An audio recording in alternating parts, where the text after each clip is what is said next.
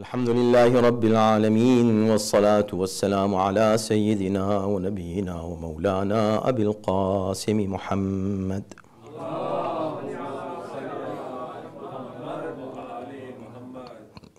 وآله الطيبين الطاهرين المعصومين واللعنة الدائمة على أعدائهم أجمعين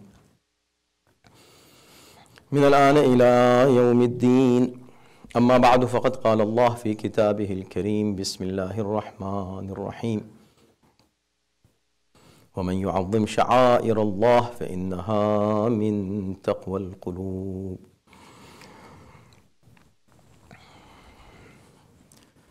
So see, we are discussing our second khutbah for just 3 or 4 or 5 minutes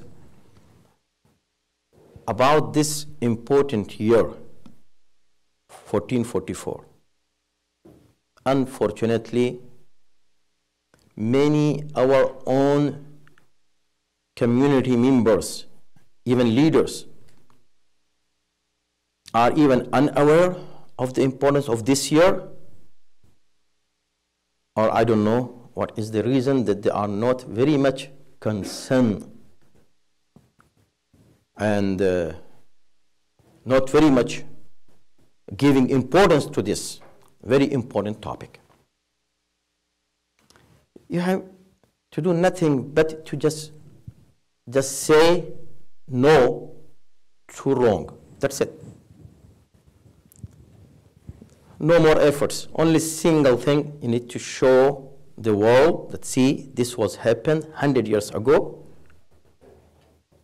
And these sites, these sacred sites, Jannah al-Baqee, Jannah al-Mu'alla, and all other Islamic sacred sites that were desecrated and demolished, these sites are important for us even until now.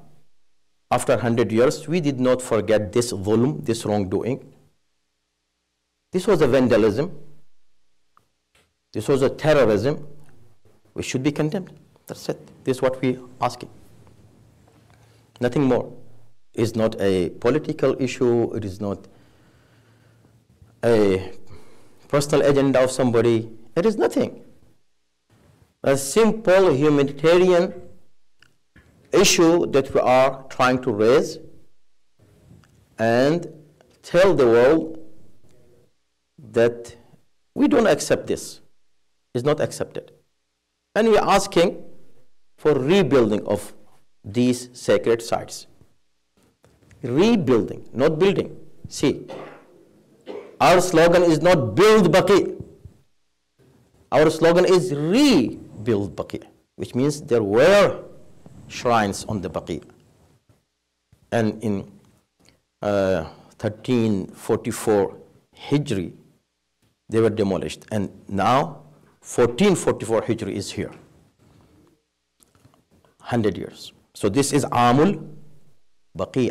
We have to speak about Baqee in our all gatherings whenever we are.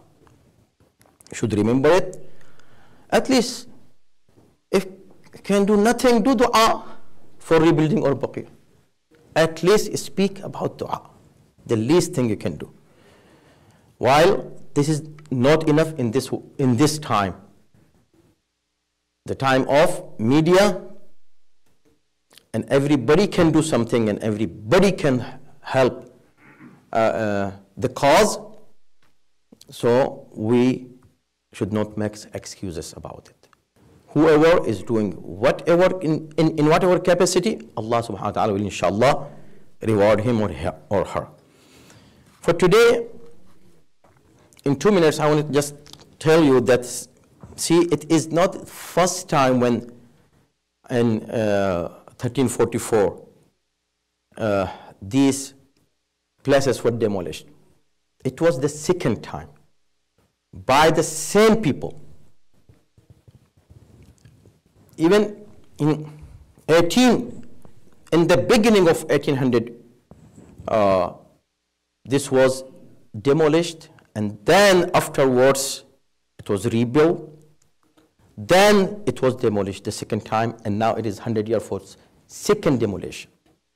In first demolition, when Wahhabis actually, inshallah we'll talk about the reason behind it, why they demolished that, and what excuse they have or what justification they present, and we'll analyze that justification based on Quran and Hadith and history, and the sayings of scholars, and especially our brother Ahlul Sunnah.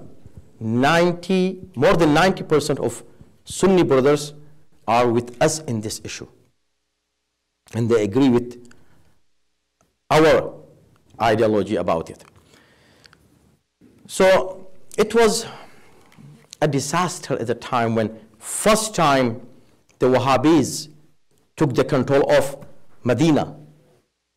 And whenever Wahhabis have had any kind of control, we have seen it now in our time.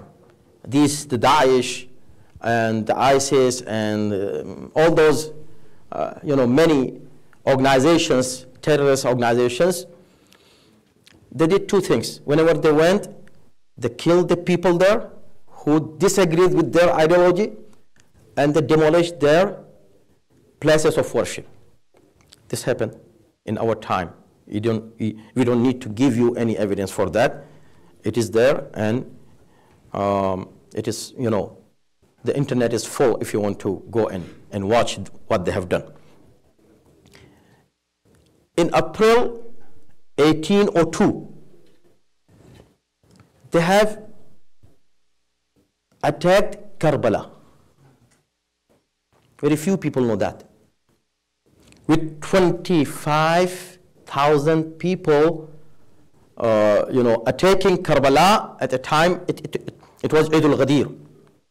At the time of Ghadir, when people were busy in their worship and their a'mal of Eid al-Ghadir and ziyarat of Eid al-Ghadir, they attacked Karbala and killed around 5,000 mu'mineen in Karbala alone, and they looted everything there, and it is something that really all of us should know, so we know the history and the ideology of Wahhabism. We are not against any group, we are not against any religion, we are not against even any country. We don't care about those things. We disagree, of course, but we are not against them. We don't have any kind of hatred or any movement against them, any political issue, no, nothing.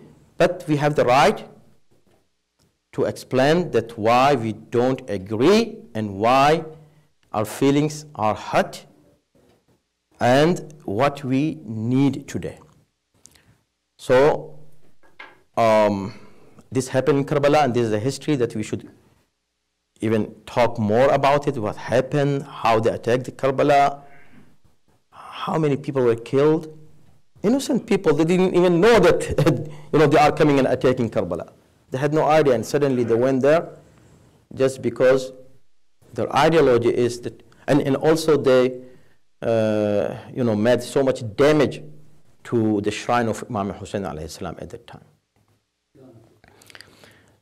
May Allah subhanahu wa ta'ala give us tawfiq and ability to raise the voice of Mazlumeen, inshallah, to the world, and be among the supporters of the oppressed people instead of the supporters of oppressors, inshallah.